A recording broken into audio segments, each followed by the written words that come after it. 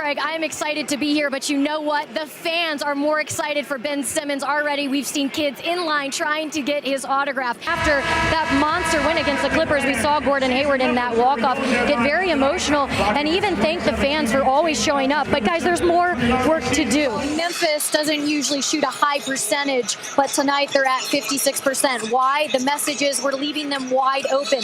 We need to be decisive, whether it's on the perimeter or in the post. And also on offense, we're allowing ourselves to face their set defense. And you know how good their defense is, so we need to make quicker decisions on both sides of the floor, guys. Thanks, guys. Well, the first game back after All-Star break, you get a huge win. What's the importance of a game like this to start this final stretch? Yeah, it's big for us. We wanted to come out with energy tonight and play well defensively. I think we did that. What was it that you guys were able to see to get inside the paint? We did a good job attacking the pick and roll.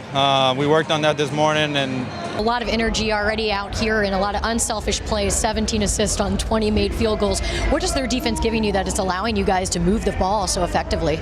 You know, they're very aggressive up in the pick and roll. Andre Drummond is at the point of the screen. Well, great first half. So what do you need to do to close this one out, Coach? Rebound, that's number one. Courtside and KK. Well, guys, I kind of feel like a broken record because as Coach Quinn Snyder always says, defense creates offense. And with those stops, the Jazz held the Cavs to 15 points in that second quarter.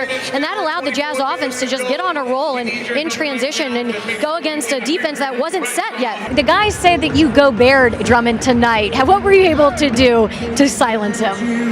You know, he's a very good player, very athletic, so I had to box him out. We know Rudy Gobert, what he does on defense. He came up big again with a huge block in the third quarter, but how about 26 points and the trust that you have in him now to finish at the rim? yeah, he's catching the basketball. He's a presence when he rolls, and he's finishing too this year. Thanks, guys. Derek Favors, a 2010 game for you tonight. Historically, you are dominant in Atlanta. How much of that has to do with the fact that this is your hometown?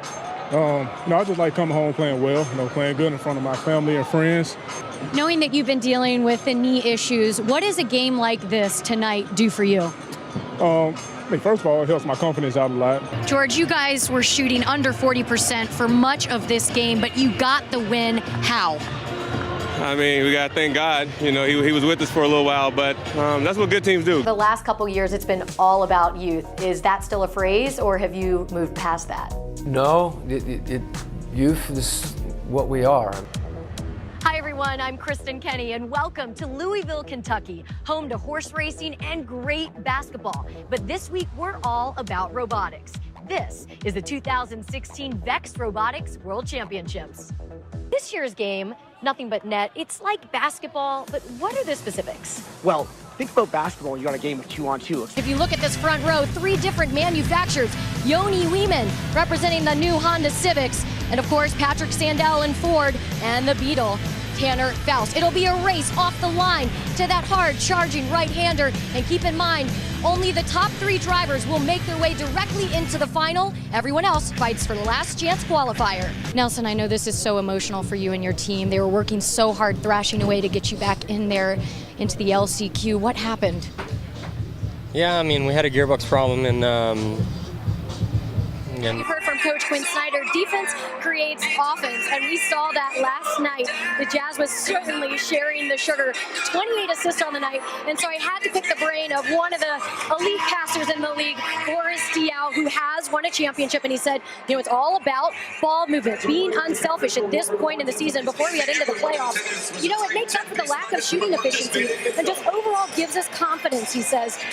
What do you think about that, Craig? Sharing the sugar. Sharing the sugar.